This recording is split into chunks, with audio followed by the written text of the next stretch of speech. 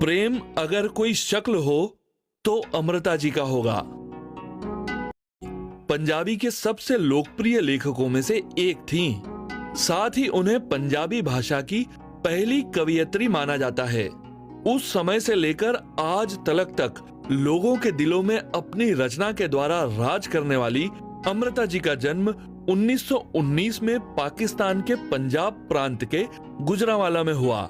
इनकी माताजी का नाम राज कौर व पिता का नाम करतार सिंह हितकारी था। बचपन लाहौर में बीता व शिक्षा भी वहीं पर हुई। इनका बचपन नानी के घर बीता, जो रूढ़िवादी विचारधारा की महिला थी। अमृता शुरू से ही रूढ़ियों के खिलाफ खड़ी होती थी।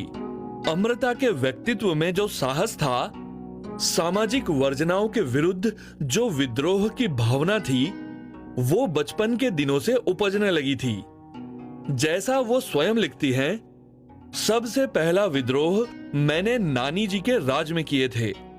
बचपन में नानी के घर कुछ बर्तन अलग रखे गए थे, जो पिता के मुसलमान दोस्तों के आने पर उपयोग होते थे।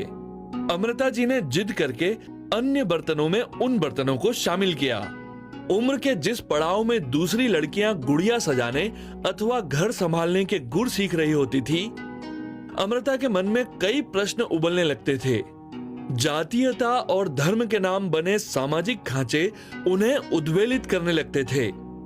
11 वर्ष की उम्र में अमृता जी ने ईश्वर के अस्तित्व पर प्रश्न खड़ा कर दिया।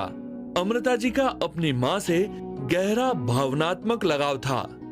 जब वो 11 वर्ष की थी तो मां मृत्युशैया में थी। उन्होंने बचपन में सुन रखा था कि ईश्वर बच्चों की बात नहीं टालते, तो उन्होंने अपनी मां के लिए दुआ पढ़ी, प्रार्थना की कि वो ठीक हो जाएं। अपनी मां की सलामती के लिए की गई दुआ ईश्वर जरूर कबूल करेगा और उनकी मां की मृत्यु अब टल जाएगी, इसका पूर्ण विश्वास भी था। मां नहीं रही और अमृता जी का ईश्वर पर से विश्वास उठ गया। उन्होंने अपने जीवन में ही घटित कुछ घटनाओं को अपनी रचना में लिखा। उनके एक उपन्यास एक सवाल में ईश्वर के प्रति आस्था टूटने वाली घटना का जिक्र किया। अमृता जी पर उनके धार्मिक पिता का दबाव था, समाज की अपेक्षाएं थी, लेकिन इन सब से इतर वो हर रात सामाजिक किलों से आजादी का स्वप्न देखती थी। अमृता जी को कलम से बड़ा लगाव था। वो लिखती तो बचपन से थी, पर उनके पिताजी अक्सर ईश्वर व गुरु के प्रति लिखने को कहते थे। वो डायरी भी लिखती थी, जिसे अक्सर ताले में बंद रखती थी। एक बार डायरी को चोरी से पढ़ा गया और विस्तार मांगा गया। अमृता ने फिर डायरी फाड़ दी, वह डायरी लिखना भी बंद कर दिया। एक समय ऐसा आया कि एक स्वतंत्र लेखिका के रूप में उन्होंने अपने मन के उद्गार अपनी रचनाओं के माध्यम से व्यक्त किए। अपना सृजन मुख्य रूप से पंजाबी व उर्दू भाषा में लिखा। कविता, कहानी, निबंध, उपन्यास, जिनका अन्य भाषाओं में भी अनुवाद हुआ। लगभग उनकी 100 रचनाएं थी, जिसमें रसीदी टिकट सर्वाधिक चर्चित रहा। मेरी सारी रचनाएं, क्या कविता, क्या कहानी, क्या उपन्यास, मैं जानती हूं एक नाजायज बच्चे की तरह हैं। मेरी दुनिया की हकीकत ने मेरे मन के सपने से इश्क किया और उनके वर्जित मेल से यह सब रचनाएं पैदा हुई। जानती हूँ एक नाजायज बच्चे की किस्मत इसकी किस्मत है और इसे सारी उम्र अपने साहित्यिक समाज के माथे के बल भुगतने हैं। मन का सपना क्या था, इसकी व्याख्या में जाने की आवश्यकता नहीं है। यह कमबख्त बहुत हसीन होगा। निजी जिंदगी से लेकर कुल आलम की बेहतरी तक की बातें करना होगा। तब भी हकीकत अपनी औकात को भूलकर उससे इश्क कर बैठी और उससे जो रचनाएं पैदा हुई हमेशा कुछ कागजों में लावारिस भटकती रही। यह है अमृता प्रीतम की आत्मकथा रसीदी टिकट का कुछ अंश, जो उनके शब्दों में उनकी समूची जीवनी का सार है। वे जानती थी कि उनके मुक्त व स्वतंत्र व्यक्तित्व को पुरातन पंथी समाज पचा नहीं सकेगा, लेकिन फिर भी उन्होंने स्वयं को बांधना स्वीकार नहीं किया। एक पूरा विद्रोही जीवन जिया और स्याही में कलम डुबोकर बदलाव की इबारत रची। शताब्दियों तक उनका जीवन दूसरों, विशेषकर स्त्रियों को आजादी की उड़ान भरने की प्रेरणा देता रहेगा। हम प्रति क्षण दो समांतर जीवन जी रहे होते हैं। एक जो हम बाहर दुनियावी कोलाहल बनकर तैर रहा है, दूसरा जो हमारे भीतर कुलबुला रहा होता है। जब इन दोनों जीवनों के मध्य असमंजस की लहरें उफान लेने लगती हैं, तो सहन करने की एक निश्चय सीमा के उपरांत विद्रोह का अंकुर फूटता है। इस अंकुर से फूटता है जीवन का वास्तविक अर्थ और स्वयं के अस्तित्व का कारण। अमृता जी भी जीवन के झंझावतों से जूझती रही। किशोरावस्था में विवाह के बाद 2 संतान, पुत्र नवराज क्वात्रा व पुत्री कंदला की मां बनी, लेकिन पारिवारिक बंधन भी उन्हें अधिक समय तक रोके नहीं सके।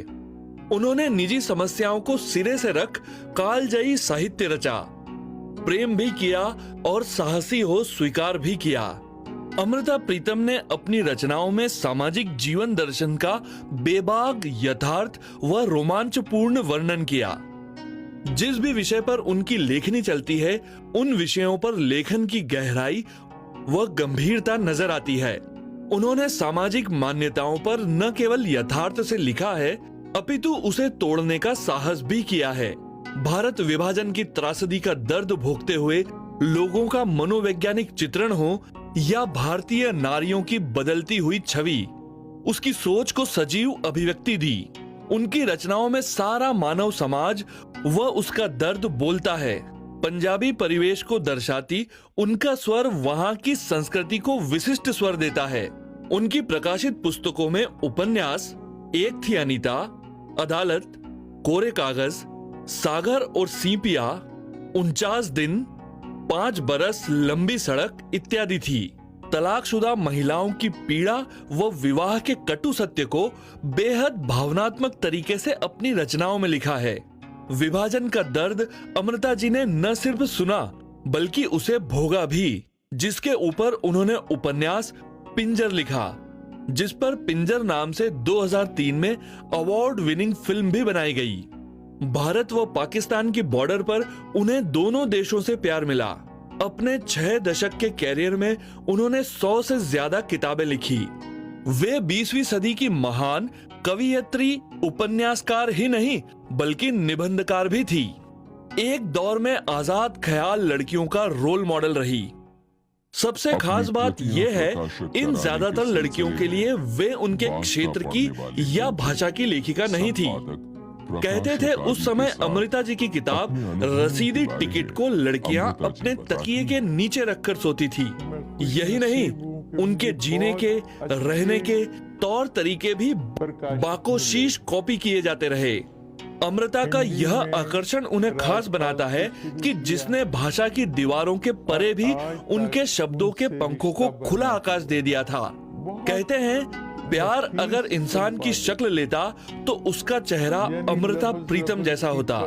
जैसा अमृता प्रीतम ने अपने लिए चुना, वैसा ही प्यार और आजादी के मेल से बना चटक गुलाबी रंग वे हर स्त्री के जीवन में चाहती थी।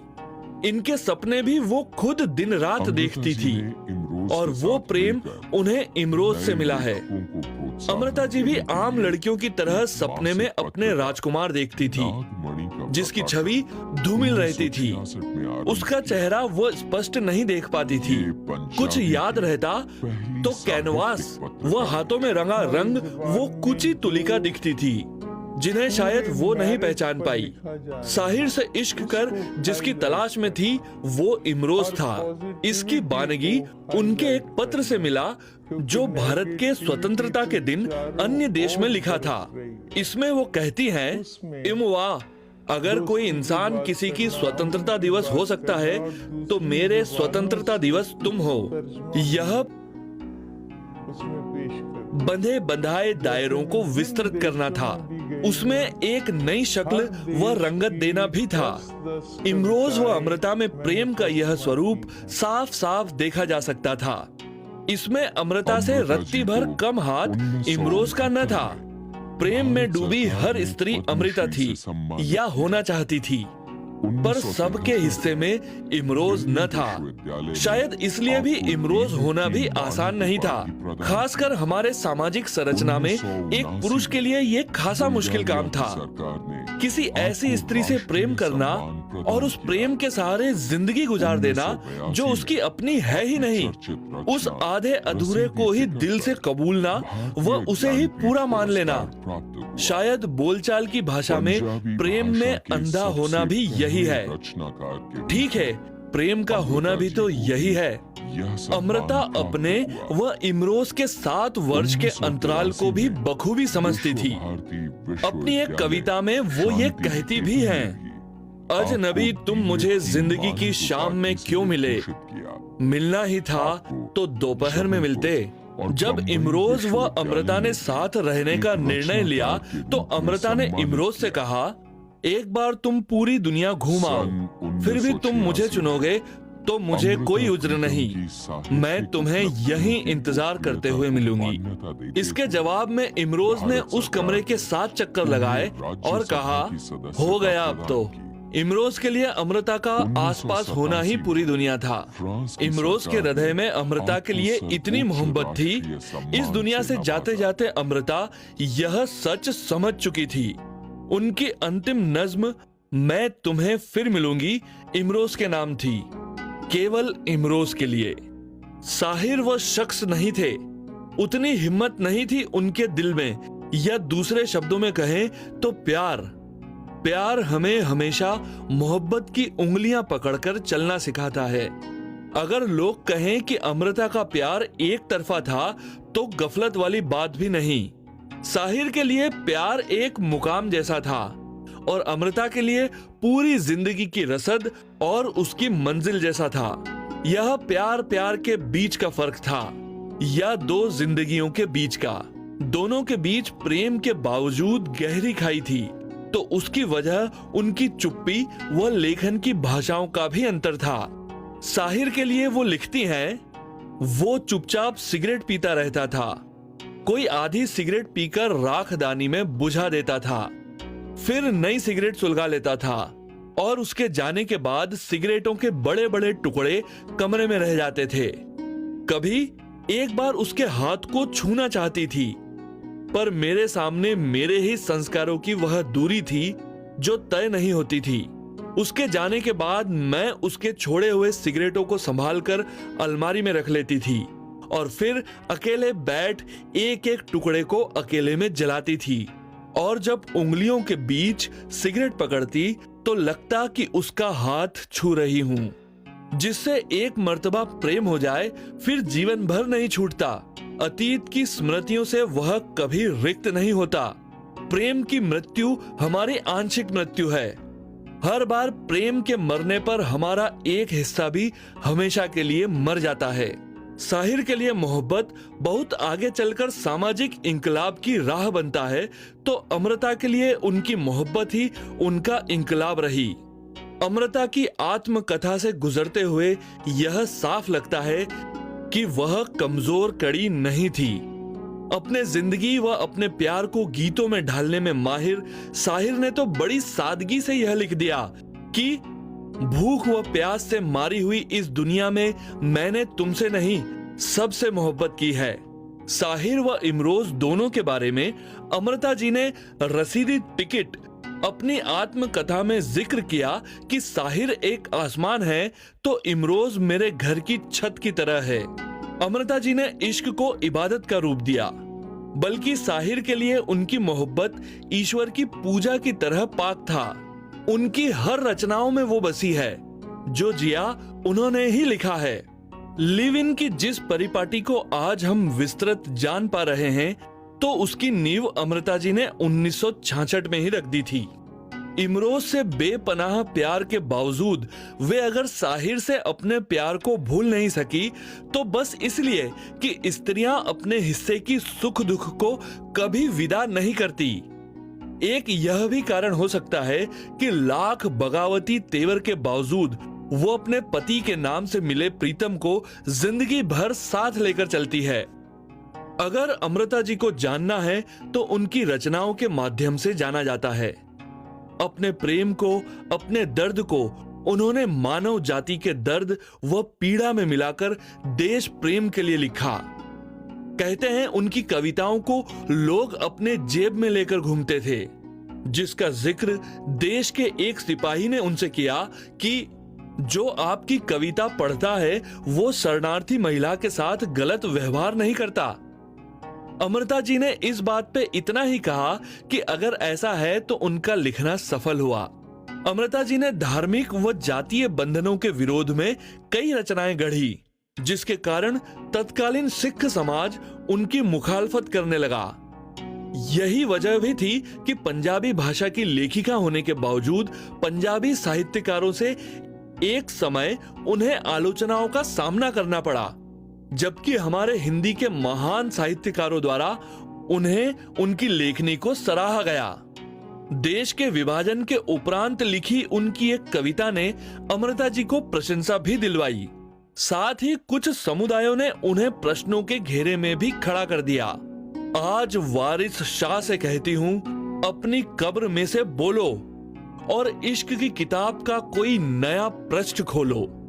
ऐ दर्द मंदों के दोस्त, अपने पंजाब को देखो, वन लाशों से अटे पड़े हैं, चिनाव लहू से भर गया है। अमृता जी पहली महिला थी जिन्हें साहित्य अकादमी अवार्ड मिला। इसके अलावा सर्वोच्च साहित्यिक पुरस्कार ज्ञानपीठ पुरस्कार मिला। बहुत सारे पुरस्कार, पद्म विभूषण, फ्रांस सरकार द्वारा पुरस्कार, पंजाब द्वारा पंजाब रत्न अवार्ड, बल्गारिया का वाप्त सारो अवार्ड इत्यादि मिला। दिल्ली विश्वविद्यालय ने उन्हें डिलीट की मानद उपाधि 1973 में प्रदान की। 11 जुलाई 2000 को इन्हें पंजाबी भाषा के लिए शताब्दी सम्मान स्वरूप प्रशस्ति पत्र व 11 लाख रुपया प्रदान किए गए। अमृता प्रीतम जी 1986 में संसद सदस्य भी रही। जब प्राचीन ब्रिटिश भारत का विभाजन आजाद भारत के रूप में किया गया, तब वो विभाजन के बाद भारत के लाहौर में आई, लेकिन इसका असर उनकी प्रसिद्धि पर नहीं पड़ा। विभाजन के बाद भी लोग उनकी कविताओं को उतना ही पसंद करते थे जितना कि विभाजन के पहले करते थे। भारत व पाकिस्तान दोनों ही जगह वह बेहद लोकप्रिय रही है। अमृता जी जैसी साहसी लेखिका कागज पर काले अक्षरों से इतिहास लिख जाती है। रसीदी टिकट का हर पन्ना बयां करता है कि कैसे अमृता ने एक स्त्री होते हुए बंधनों के बीच बंधनों का सशक्त विरोध किया। अन्याय व असमानताओं के खिलाफ लिखती व बोलती रही। एक स्त्री, एक माँ, एक प्रेमिका व एक लेखिका होने के बीच उलझती रही। उनके लिए जीवन यथार्थ से यथार्थ के बीच पहुंचने का सफर रहा। अमृता जी एक ऐसी शख्सियत थी जिन्होंने प्रेम को जिया, प्रेम के लिए प्रेम में जिया, लेकिन जीवन में एक अधूरापन था जो अक्सर उनकी रचनाओं में मिलता है। साहिर से प्रेम, इमरोज का साथ वह अपने पति के नाम से अपने नाम में प्रीतम जोड़े रखा। यथार्थ को पाने का हासिल आखिर कितनों को पाने का मकसद होता है और कितने उसे छू भर पाते हैं। अमृता जी वैसे तो बेहद भावुक, संवेदनशील व आजाद ख्यालों की थी। साथ ही उनकी एक और खासियत थी कि वो कार्यक्रम के दौरान जिस भी राज्य व देश में जाती थी, वहां के कल्चर, संस्कृति और वहां के लोगों के बारे में भी जानने की उत्सुकता रखती थी। साथ ही एक वक्त ऐसा आया जब उर्मिला नाम की एक ज्योतिषी से मुलाकात और उनकी द्वारा की गई भविष्यवाणी के सच हो जाने से उन्हें ज्योतिष विद्या पर विश्वास होने लगा था। लंबी बीमारी के बाद 31 अक्टूबर 2005 में अपने प्राण त्यागे। वो 86 वर्ष की थी। अब वो हमारे बीच नहीं, लेकिन उनकी कविताएं, कहानियां, नज्म व संस्मरण के रूप में वो अमर रहेंगी। अमृता प्रीतम जैसी साहित्यकार रोज रोज पैदा नहीं होती। उनका जाना जैसे एक युग का अंत हो गया। अब वो हमारे बीच नहीं रही, पर अपनी रचनाओं से सदैव वो अमर रहेंगी। उनका साहित्य रहेगा जो हमारा मार्गदर्शन करेगा। अगर प्यार कोई शब्द है तो अमृता ने उसे अपनी कलम की स्याही में बसा लिया था। अगर वह कोई स्वर है तो अमृता के जीवन का स्थायी सुर रहा। प्रेम अगर कोई शक्ल हो तो अमृता जी का होगा।